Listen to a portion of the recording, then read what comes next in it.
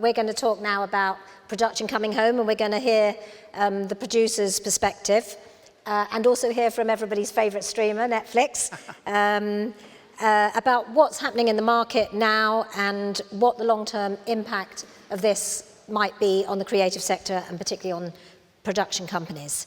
I'll be taking questions from the audience at the end, so if you have any questions, please raise your hand then. With me on the platform, I've got Jane Turton, CEO at All 3 Media.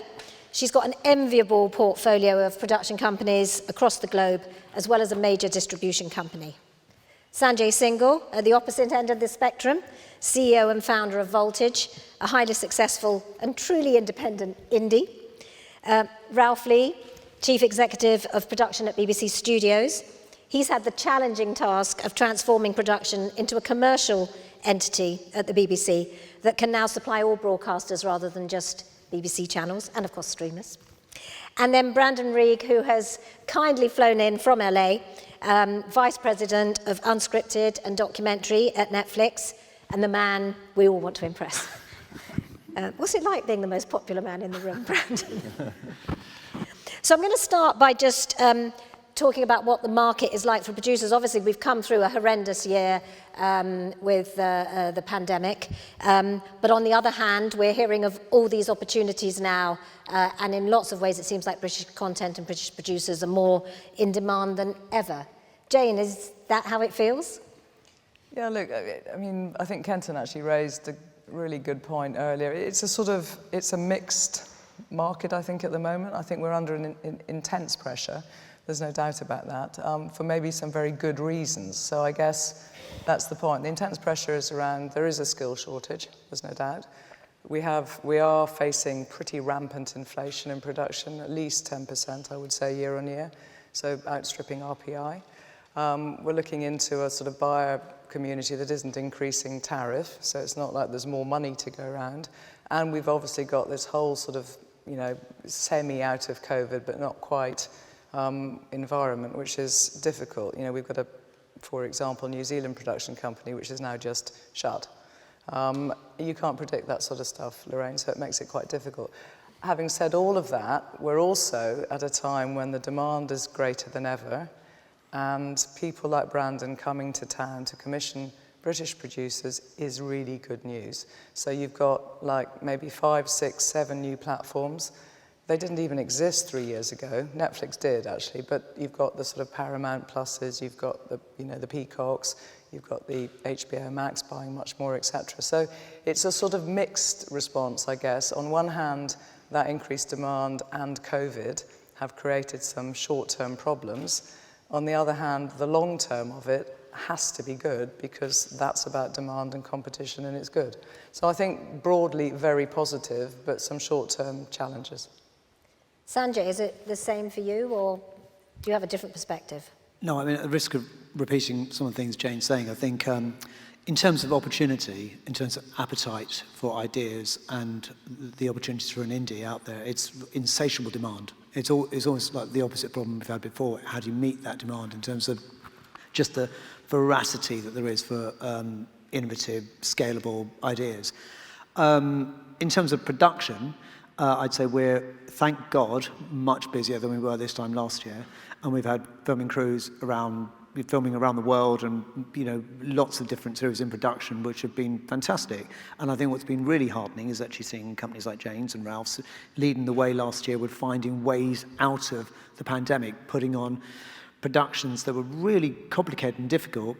And actually smaller indies, I think, could learn from that and say, okay, look, you've worked out systems in which these big, difficult productions can be made, and that's given confidence to broadcasters and so on to say, okay, look, we can press go now on other big series, which has been really great. But as Jane says also, it's not without its challenges. It is clearly more stressful and more difficult to maintain the quality standards and to maintain the morale and the kind of team spirit that you've got in these conditions. So much more appetite, more production, harder to make. And Ralph, we've talked a lot about Britishness at the convention this year. Are you finding the British brand as represented by the BBC as an advantage when you're selling? Yeah, I mean, actually, frankly, Lorraine, it was one of the motives for me to take up this role when I first took it up, because the BBC brand is a byword for quality and great editorial and craft standards, but also for trust. You know, that both clients and audiences trust the BBC. And production, which I represent, hadn't been in the market, it hadn't been commercial, it had only been making for the BBC.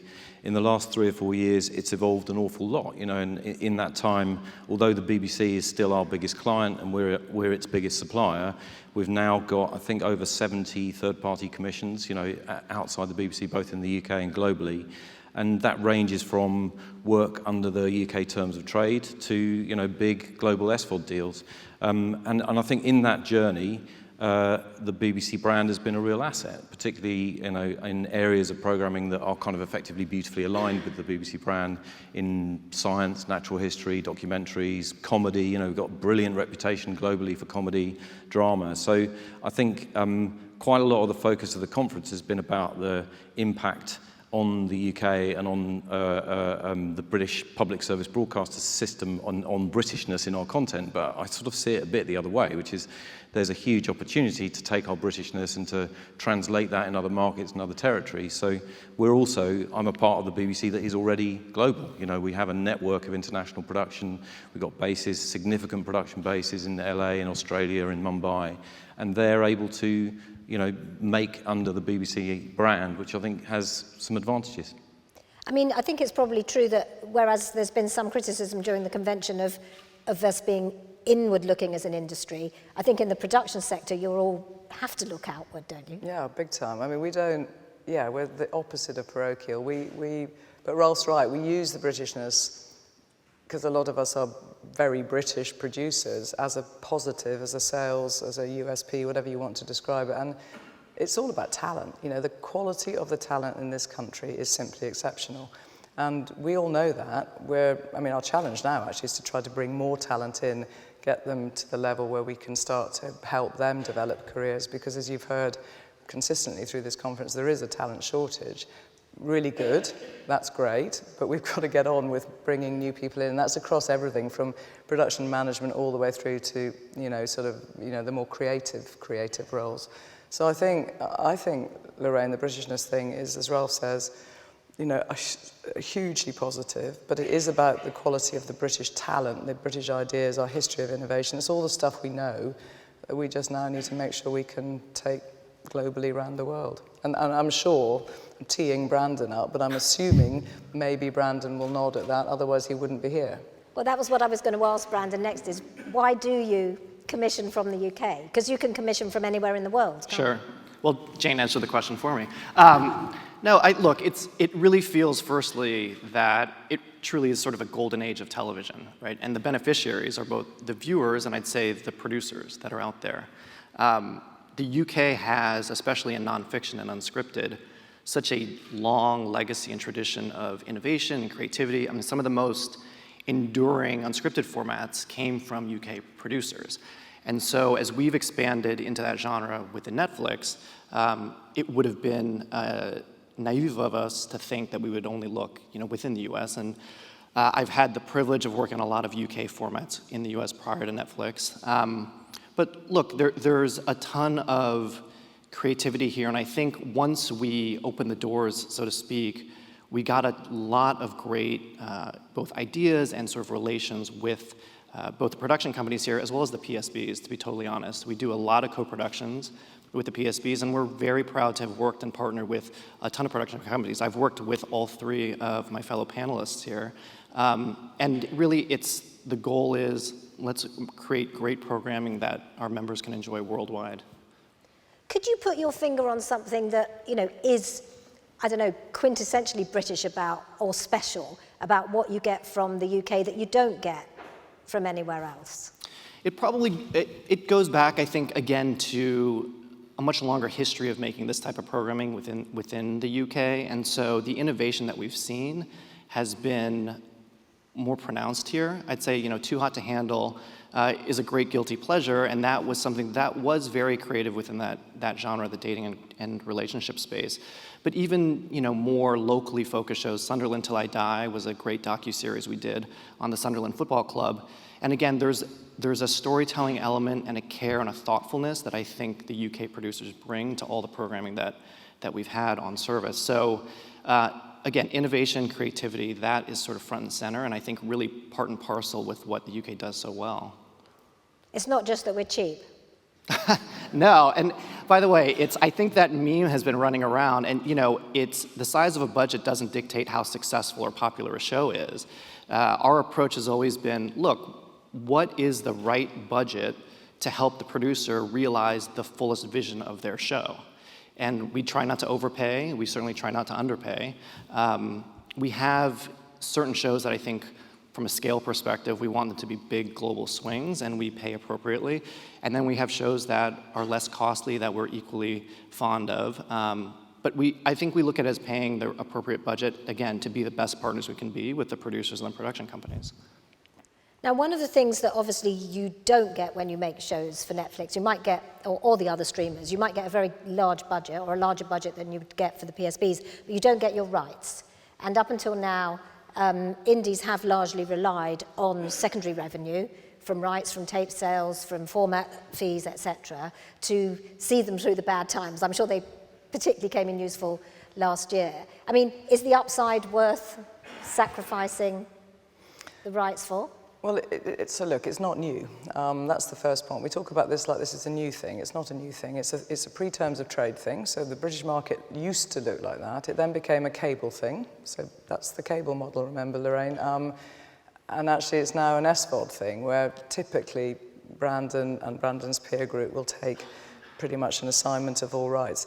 Now, it'd be interesting to actually ask Brandon about format because it's slightly different in the non-scripted space. But in scripted, you're absolutely right, or anything that travels as a tape, you'll tend to sort of wave goodbye to the tape as you deliver it to the SVOD platform. The answer's obvious, it's a portfolio. So we sit there, don't we, all of us, going, we like a Channel 4 deal, we like a BBC One commission, we like a BBC Two commission, ITV, whatever, because we can retain the rights.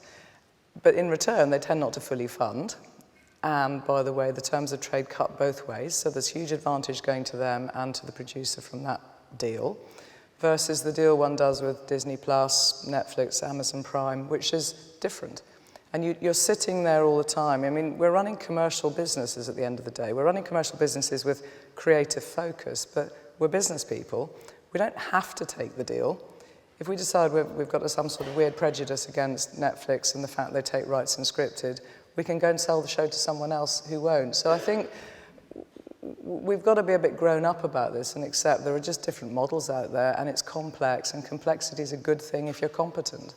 That's how I think I imagine, Ralph's nodding, Sanjay, I'm sure you're nodding. I think that's probably right. The portfolio thing is really key. I mean, the first thing I'd say is we should really welcome this work. Disney, Amazon, Apple, Netflix coming to the UK, bringing their kind of ambition to the UK and the opportunities to UK producers. If they hadn't done that, they decided to make everything in Canada, we'd be having a conference about how do we get them to come and invest here. So, this is in addition to a rich array of opportunity that exists for us here in the UK already. Like Jane, for BBC Studios, it's a question of having a range of different rights models and deals. And, if we've got an idea and we don't like the deal that's on the table, we've got the opportunity to take it elsewhere. I think it's a slightly different challenge for smaller producers where that portfolio approach is going to be slightly harder to manage. And let's be clear, Lorraine, we want to keep rights, because McVeigh will hop off his chair and come and beat me over the head in a minute. But we like keeping rights. It's not that we are keen to assign rights. It's more just that we understand there is a trade-off in all of these various models. And Sanjay, can you as a smaller producer afford to do that, or afford not to? It's harder to maintain a portfolio business in the way that the super indies can when you're a sort of true indie, clearly, because you don't have the luxury of being able to develop into multiple different genres and multiple different broadcasters. Clearly, there is a massive advantage that comes from working with SVODs when you don't have rights, which are you getting the ability to realise ideas of huge ambition at very high levels of production value, which, as a creative, you dream of, right? So therefore, first and foremost, I say we're pretty platform agnostic. What we care about is who's going to be the partner for us to help us realise those ideas we care about. And in certain places, that's going to be a deal worth doing with SVODs because you think, great, you're going to put in the amount of money we need to be able to do that, and we have the chance to create a global conversation with an idea. And at other times, you might think, actually, what I prefer to do is have the ability to deal with the commissioning entities I know in the UK, who may give me more time and accessibility and nurture the idea, and in the process help to build an idea that could become a hit, and we retain the rights for that, but albeit low value. So I think we start with, like, what's the ambition of the idea, and who are the best sort of partners to be able to realise that, and I don't think fixate too much in the first instance about what's the back-end deal going to look like. It's the first and foremost, what's the idea going to look like, and who's going to help us get it there. And Brandon, do you think you'd ever reconsider that position of of allowing creatives to retain IP? Because whether, they're musicians, writers, artists, historically, creators have been allowed to keep their intellectual property. And I know Michaela Cole, says that she walked away from $1 million from Netflix because she felt she would be exploited if she handed over her IP. Well, I think, first of all, for Unscripted, there's not a singular way we approach the business. And to Jane's point, for the producers, there's a wealth of choice. There's more choice now, I think, in terms of who you sell to and the sorts of deals that you do. Certainly for some of the deals, we take the global rights. Others, it can be a co-production. Others, it's a license. So there's a variety of ways that we've engaged with those. But in practice, certainly for unscripted formats, it's not dissimilar to what's already existed with MIPCOM. I think the difference for us, if Jane comes with one of her companies and they sell us a format, we're incentivized and wanting to do adaptations of that format around the world and make those local versions in partnership with the production company. So in a way, you're not conceding anything that you would have had you sold it to, let's say, a US broadcast network. If anything, I would actually argue it's a bit easier and more turnkey that once we have a Too Hot to Handle or we have a Love is Blind or what have you, we can make 6, 7, 10, 11 versions of those. And again, that's in our best interest. I think that's certainly a benefit to the production companies. So we're trying to show that there's the same upside. But again, if someone feels like there's a different deal to be had elsewhere, that's totally understandable. We just, we aim to do what's best for them and our members. I mean, is there a way in which, these high-value commissions from the streamers is distorting the market in the UK? I mean, dare I say, in a good way. Yeah. We enjoy it. I mean, we like new people coming to town to commission British content. Is that disruptive? That suggests it's negative. I think it's positive. I can't see that. Again, I mean, like we've all said, we would far sooner that we keep all our rights, let's be clear, and exploit them forevermore ad infinitum and make millions and trillions. But we know the models are all different. New people coming in is good.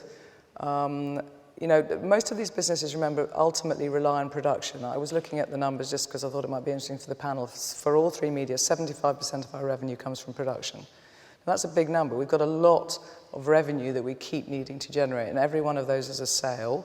And the more buyers you have and the more sales you make, the stronger your business, both primary and secondary. So I think at the end of the day, it's not distorting it. I mean, yes, the inflation like we've described, but not long term. As long as we can cater for that demand, I think we're in good shape. But is the creative talent, I suppose, more disposed to working on a streamer program now than a PSB program? I mean, the Game of Thrones people, yes, they're all presumably off earning more money than they would on a domestic drama, maybe. I honestly don't know the answer to that. Possibly, but then that's for us to respond, isn't it? I think this is a competitive point. We are good. One of the reasons the British market is so strong is the competition is so strong. Let's be clear, there is a sort of capitalist element to this. We compete with each other, which keeps us strong and agile and keen, and we respond fast, because if we don't, we die in the ditch type thing. And I think whatever the size of the company, and Sanjay, I'm sure you're the same. Is it having an inflationary impact? I think there is a bit of that, because obviously it's a good problem to have, because obviously demand is, I think, outstripping supply at the moment, and that's creating the inflationary pressure, because there's so much appetite. It means that there's a lot of pressure to get the same talent, right? People are more risk averse, so they want proven talent to be able to make these shows. And as a result, what you're getting is, it has an impact on indies, because obviously you're squeezed everywhere, right? You're not retaining your rights, you're paying more for all your talent, they're harder to get, it's harder to secure the best people. And I think there's a slight danger with that, because obviously what I've suddenly started seeing is not only rates going up, and by the way, I don't mind rates going up as long as it's the money to pay for everyone, right? I mind rates going up if the only person to pay for directors and you know, whoever runners, everyone, as long as there's the money in the budget to pay for it. I think the challenge is that at the higher levels, at director level and so on, started getting people saying to me, for UK shows now, we want a per episode fee. I've never heard of that in the UK before. No one on a UK production has ever said to me, I want a per episode fee as a director. Showrunner sort of buyout fees and so on. Contributors are now saying to me, for documentaries, we want some of the back end. And not even the main contributors, you know. And they want, and what they'll say is, well, it's going to end up on the SVODs, right? You're going to make loads of money out of it. I want some of it. Did you say that the SVODs don't give you any back end? Exactly. But I think so as I say, none of these things, all of these things are manageable. Disruption is good. We have to innovate and embrace it and change to it. And more money coming into the system is a really good thing. But in the short term, I think it creates a gap. And our job is to try and fill that gap. Take as much money as possible of Brandon and his colleagues and try and find ways of like filling the gap that they're creating. But is there a sense in which the commissioners at the PSBs need to change their behaviour to respond to the competition from the likes of Brandon? I think so, because I suppose that here's the reality: is I think the impact actually of the impact, if you're asking me, the impact of so many SVODs coming in with huge amounts of money and ambition and territorial land grab is more for the broadcasters than for the indies, right? We like it because we've got more business to do, but already you say, I know no one wants to get into the Channel 4 debate again and all the rest of it, but it's interesting that Whittingdale is saying the reason why Channel 4 is not viable is because there are the SVODs coming in. It's interesting that Fraser Nelson, I know it's a stupid point, interesting that Fraser Nelson in the debate earlier was saying the reason why the BBC should look at alternative finance models is that Netflix and others have shown subscription models can be lucrative and work. So the impact is actually, I think, that the SVODs coming in such force is saying it's putting questions on the PSBs and so on from a sort of different political perspective. But I think that if I were commissioning editors at PSBs, I'd say, well, what's my advantage if I can't match the budgets that Amazon and Netflix are going to bring? What do I do? What's my offering here? Is it speed of response? Is it that I'm actually going to give That'd be nice. Which would be great, and first, but you can't spend 10 months developing an idea for one of the terrestrial channels and then have them say no and spend loads of money in development and then say, well, you know, I don't know why you're taking all your ideas to the SVODs. That's a joke. They'll have to change in response. That's a good thing. What do you think, Ralph? Well, I guess I see that through from the perspective of a producer. I mean, I can't speak for the commissioners. And what I see across our kind of production portfolio, you know, our science team made Surgeon's Cut for Netflix last year, and they won a BAFTA for that. Our comedy team is making Trying for Apple and Good Omens for Amazon. The teams that are making for SVODs, you know, Natural History team have got an array of amazing work with different clients.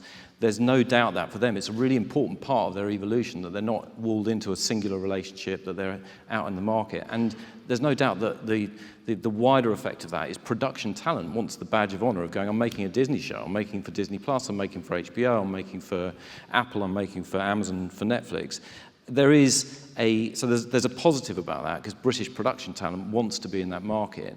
There is an immediate effect this year, particularly in scripted, where as a result of, Jane touches on this, as a result of COVID delaying things for a year and a result of all this new investment, the amount that we've tried to achieve this year has just been extraordinary. We were filming 7 dramas, just BBC Studios Productions, that's not even the indies that we work with, 7 dramas at once during the summer, and there were some things that we literally couldn't make because of the amount of work that was going through, there just weren't the skills there. So there was a 6-part comedy we were making for BBC Wales. We decided to delay production.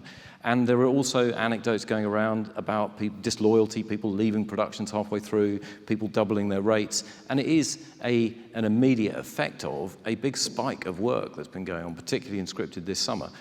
So the question for all of us, I guess, is this a reset of the size and shape of the production sector? Is it a temporary bump that's going through?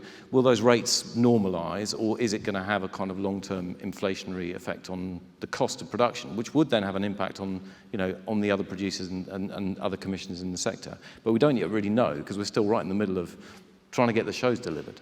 But presumably with all the investment in infrastructure, in studios, in Hertfordshire and other places throughout the UK now. It could be long-lasting, yeah. Which, You know, because they're not going to put their money into bricks and mortar and then not produce anything. as a result of that, a lot of us are working really hard on skills and investing in, you know, and you see that with, you know, the work that you're doing at Grierson and investment in screen skills who are here.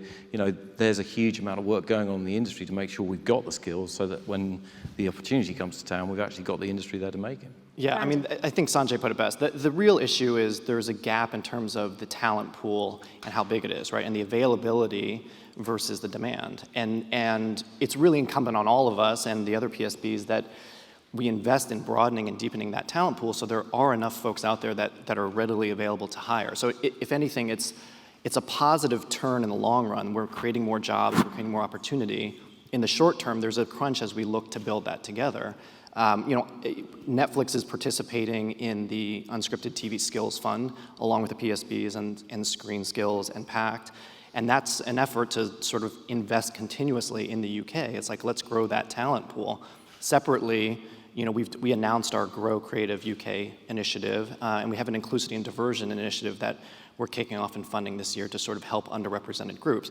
It's all to the ultimate goal of let's have a more robust and larger pool of talent that we can staff on these productions, which again just pays it back into the ecosystem within the UK. So it's tough now. I'd also say we really don't believe that our commissioning is competitive with the PSBs. I think it's complementary. I think a lot of what we do aren't necessarily things that the PSBs would commission themselves. And where it ends up for the producers, they have an opportunity to sell to more people, which inherently is not a bad thing, right? That's growing the business, and again, it's paying it back into the ecosystem of staffing more people up and giving more people opportunities to have work. But if we don't rise to that challenge and get the sector skilled up quickly enough, will you go elsewhere? I mean, how long can you wait? No, I don't think it's a question of going elsewhere. You know, right now, even with the amount of productions that we do, some of them we're delaying until the crew or the director or the producer that we're looking for is available. So you're never gonna walk away from a production company or producing community that is bringing you great stuff. It's just, I think, the timeline of when you're able to get those shows into production and ultimately on service. That's really the concession that you have to make right now. But no, we would never. There's too much talent out here, and there are too many great ideas coming on a consistent basis from the UK community. So we would not abandon you. I know, but I mean, I loved L'Agence, which has just been on Netflix. You know, there are other places in Europe which can produce factual formats. Sure. So I don't know how much pressure is on us if we don't, as an industry, band together and collectively solve the skills shortage problem. I think, you know, I say to my team, there's really the two main areas of focus for us. The first is try to identify what we think are the best ideas. And then the second part is partner with the production companies to make the best versions of those ideas. Those are really the two most important things. And so you're not making decisions dictated by geography or what have you. You're going off of where are the best ideas and who are you getting them from, and then how do you make them. So there's not a pressure in that sense of, oh, we're certainly making shows all around the world. But again, it goes back to, I think, the foundation that you have in the UK, particularly in Unscripted.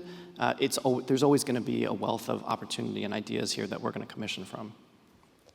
So I just want to try and project ourselves forwards a bit. I mean, we had a model in the independent sector which was very much based on secondary income, and the money that you got from that you could plough into development and gave you some kind of sustainable future. That, combined with returning series, I think were the two most valuable things, certainly when I was running an indie. But in 5 years' time, how are you going to build a sustainable model for each of your companies in this mixed economy? And how are you going to be able to weather storms like the pandemic? So, well, the first thing, and I'll make my talent point again, the first thing is we do have to try to ensure that we maintain the standards in terms of talent. We've got to look pretty quickly at how we make sure we've got enough talent, and that makes it then, you know, affordable for us to continue to produce. I think there's that, Lorraine. I think that's definitely the case. I think in terms of the forward-looking piece of it, I think we've got to continue to be good commercial partners. I I think we've got to continue to work with the PSBs to support them. When Alex says she doesn't partner, that's the one area I do disagree with her on. I think she partners with the independent sector every single day of the week. We are taking risk, we are developing for them, and we're definitely advancing into shows, and we're definitely going out on a limb often when it comes to risk-taking in terms of recruitment. So I think there's that. So we want a strong PSB sector, which is a bedrock for us. It's still 77% of the commissioning in this country is the PSB, so we must not forget that.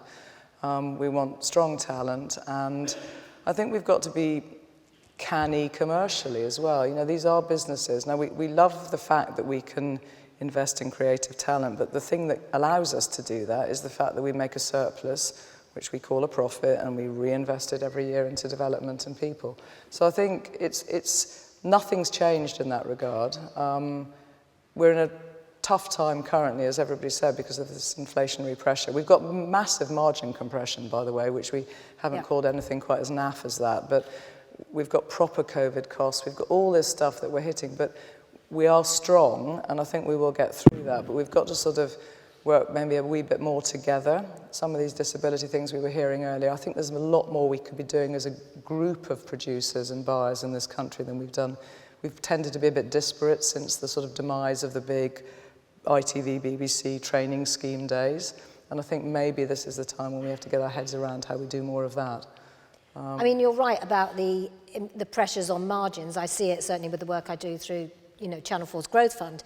You've got sometimes producers being put under pressure to do deals with ad funding, so Motion will then take a large slice of the back end and indeed of the production fee. You've got PSBs squeezing your margins. You've got streamers not letting you have your secondary rights, all those things. I mean, Sanjay, what do you think the business model will be for a smaller? I think it'd be nuts to try and set up a new indie now is what I think. But I think with all these pressures, but not selling it very well.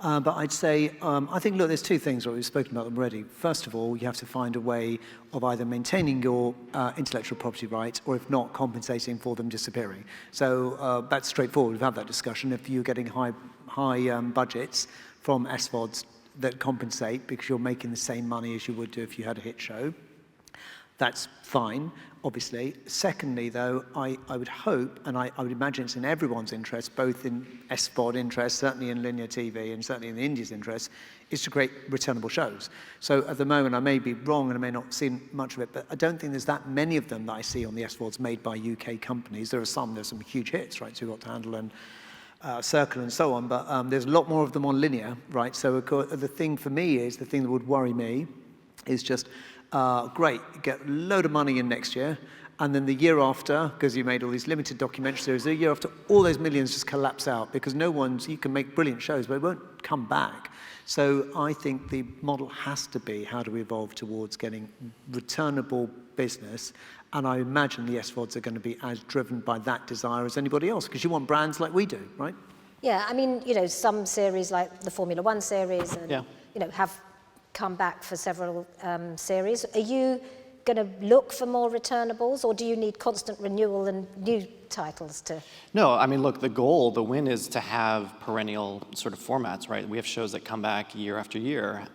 We're currently shooting seasons 5 and 6 of The Circle. We've got Too Hot to Handle, obviously Drive to Survive. So, no, the goal is always, look, let's have as long of a run as we possibly can, while at the same time finding new IP and finding new ideas to launch on the platform. I think that's just a basic business model that doesn't differ from what any other linear network would be looking for. It's just we're still very early on. I mean, we really started this Unscripted initiative a little under 5 years ago, so it hasn't been that long that we've been trying it. And so we're still very much in that nascent stage of building and getting our foundation under us. Okay, I'm going to ask for the lights to come up so I can take questions from the floor. If there are, yes. Johnny Webb, I think it is. Yep, down there. Is there another one we can get a microphone to? One over there. Thank you. Johnny Webb from Hidden Eye. Brandon, it's a question for you. So you talked about co-production earlier. Yeah. And we've talked a lot about collaborations and new kinds of partnerships in the new digital world, and Channel 4 developing a global strategy. Where's Netflix currently on co-production? What can we expect as producers? Are you more likely to, will you do more, will you do less? I mean, you presumably you prefer all rights globally. Tell us a bit about your current thinking on that. No, I mean, truthfully, it's not a preference. And I think since 2017, so over the last 4 years, just in the UK, we've done more than 40 co-productions, and it's been tens of millions of pounds that we've invested into those productions. If anything, it'll grow as we go forward. A big benefit of the co-production model is we have partners with the PSBs that have great creative instincts. We defer to them. They take the lead creatively. We help fund the program, obviously, and then have it outside of the UK. But it's a wonderful model because we get terrific programming, and we are able to sort of spread the work around and allow the PSBs to partner with us on it. So that's been a great initiative. I would expect us to steadily increase the volume of that in the years as we move forward.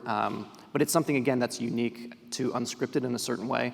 And then look, on the scripted side, my colleagues have done, I think, a great job. Peaky Blinders, End of the Effing World, The Bodyguard. I mean, there have been a lot of positives in terms of Netflix partnering with the PSBs here on that co-production approach. And so it's because I think it benefits everybody, we only look to do more of it as we move forward. I mean, Mark Thompson alluded earlier to the fact that a lot of the streaming platforms have benefited from public service content, like Bodyguard, for example, and yet, you know, that doesn't help the brand of the BBC or Channel 4 abroad because it's branded as Netflix. I mean, do you feel that more credit should be given? I don't think anybody's looking to not give credit or to hide that. To me, it's an optics thing, you know, and I certainly appreciate and respect wanting to be sort of front and center, but the truth is a lot of these shows have benefited from that partnership, whether it's budget infusion or whatnot. And so to me, it's a collective effort. And whether it's a scripted or an unscripted show, at the end of the day, the win is for the producers, the win is for the viewers, and that's really what we're endeavoring to do. Sorry, somebody's just had the microphone taken away from him. I'm not quite sure why. So, question, sure, yes. I'm not sure if people thought I was going to ask a terrible question or something. I'm curious, we spoke a lot about the pressures on below the line and skill shortages, and I'm interested to hear from each of you how you think about the above the line funnel. You know, Brendan, you talked about the new ideas coming in and how you manage that funnel of new ideas both in unscripted but also in scripted, and there's certainly been an arms race in IP as well, and how you manage for that. God, I hate that expression, an arms race. People always use it, don't they? I don't understand why it's called an arms race. Maybe, I don't know if you want to. It's just a metaphor. More commercial terms. I know it's a metaphor, Lorraine. I know we're not okay. We're not literally selling arms. I understand that. Okay, I get it. Sorry, what was the question? I was slightly distracted by your metaphor. I'm just curious how, you know, obviously there's pressures below the line, but in terms of the above the line funnel, you know, Sanjay, as you're thinking about getting new ideas through to pitch, or Bren, as you're trying to identify the best ideas to put up on the service, or perhaps from a scripted perspective, how you're managing that funnel in, and are you finding the same kind of squeeze, or is there plenty of ideas to go around? Well, from our perspective, it's a definite shift in the way we operate, because I think we're used to, in this country, having a system where you have open access to a lot of commissioning editors you build a relationship with over time, and you can call them at any time, and you can spend quite a lot of time building up it's almost like a creative joint venture you get with a commissioning editor here to build an idea from ground level that might not even have existed before you walked into the room. That's happened many times for me. I think, and it's no criticism, I think that the SVODs, because they're inundated, they need ideas at an early stage to be developed up to a much higher level, because they get hundreds of pictures. What's going to make yours stand out? So it does mean for indies, small and medium-sized indies, it's harder because you've got to plough your own money in and make that investment, and you don't know if it's going to pay off, but then the rewards can be great. So we do it occasionally, but probably can't do it as often as the bigger indies can. And I suppose that would be my concern going forward, is just like if that pattern continues, great for Jane and Ralph, less good for medium-sized indies. But look, hey, you know, we're producers, we'll find a way around it. Just time for one quick last question, the front here. Hi, my name is Sinead. I was the International Impact Campaign Advisor for Crip Camp. And I'm interested to know, both from Netflix and everybody else on the panel, how does a documentary like Netflix being nominated for an Oscar shape the types of content that you then look for in the future, because it has met that mark? Now, we lost to an octopus, but Netflix still won, so congratulations. But how does being celebrated on that kind of stage shape the kind of content that you then consider valuable? I think it just reinforces our efforts to have as broad and inclusive of a programming slate as we can possibly have. I think it's validation in oftentimes when we've commissioned shows that perhaps wouldn't have been distributed as widely or gotten as much awareness on a different platform. So it's been reassuring in a way that, you know, we can take these swings, we can try this breadth of programming, and it is acclaimed critically. It's sometimes, you know, recognized through awards. Obviously, we see great viewership around the world for those shows, and I think anytime something's recognized with a BAFTA or an Oscar, it only further raises the profile, and it brings more people to the platform. And again, it creates that virtuous cycle where the producers realize, hey, we're incentivized, we can come up with ideas and pitch ideas to Netflix that perhaps in the past we didn't know if they would be commissioned. So that part has been rewarding, and, you know, we'll continue to try to get into that game and enhance our reputation that we're a great place for storytellers to come. Okay, we really are out of time. It was a terrific documentary, by the way, Crip Camp. Yeah. Many, many thanks to all the panel. Thanks to all of you, and we have to move on to the next session.